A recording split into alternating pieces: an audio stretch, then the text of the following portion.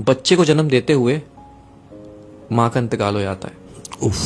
लेकिन शौहर को उसकी बीवी की नसीहत याद होती है कि इस बच्चे का ख्याल रखने। देखते ही देखते बच्चा वो 3 साल का हो जाता है। 3 साल बाद उसका बाप फिर दूसरी शादी कर लेता है एक शादीशुदा औरत से। अच्छा। जिसके पहले से 3 बच्चे होते हैं। अच्छा, वो सौतेली माँ होती है जालिम।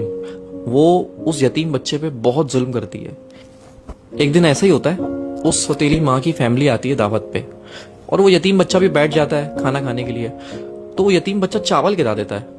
तो उसकी सौतेली माँ उसको उठाती है, उसको 2 थप्पड़ मारती है और फिर उसकी चावल की प्लेट के साथ उसको बालकनी में बिठा देती है, सर्दियों की रातों में शीशा बंद करके, अपने बच्चों से हटा के। अब शौहर ऑफिस से आता है तो कहती है कि आप बैठे, मैं आपको खाना लगा देती हूँ।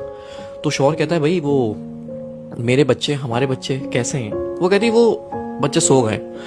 तो शौहर भी सो जाता है। जब शौहर सो जाता है तो उसकी बीवी ख्वाब में आती है और कहती है कि मेरे बच्चे का ख्याल रखो। वो अचानक उड़ जाता है और सौतेली माँ से पूछता है कि वो बच्चा कहाँ है मेरा?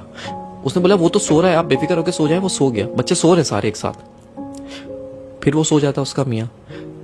फिर उसके ख्वाब में उसकी बीवी आती है कि देखो मैं कह रही हूँ मेरे बच्चे का ख्याल रखो। तो फिर उठ जाता है और फिर उससे पूछता है कि वो बच्चा कहाँ है, बच्चे सब खैरियत से हैं? उसने बोला हाँ तुम्हारा बच्चा सो रहा है। फिर वो सो जाता है। तो फिर तीसरी बार वो बीवी उसके ख्वाब में आती है और कहती है कि अब तुम्हें ख्याल रखने की जरूरत नहीं है क्योंकि मेरा बच्चा मेरे पास आ चुका है। वो घबरा के उठता है और सौतेली माँ से पूछता है कि बच्चा कहाँ है मेरा? जाके देखता है कमरे में तो वो तीनों बच्चे सो रहे होते हैं, लेकिन वो बच्चा नहीं होता जो उसका सगा है। वो उसको पर याद आता है उसकी माँ को कि मैंने तो उसको बालकनी में बंद कर दिया था बाहर। हाँ।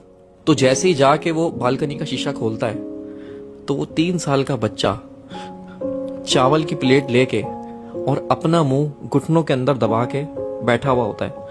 जब बाप उसको जाके हिलाता है तो वो मर चुका होता है।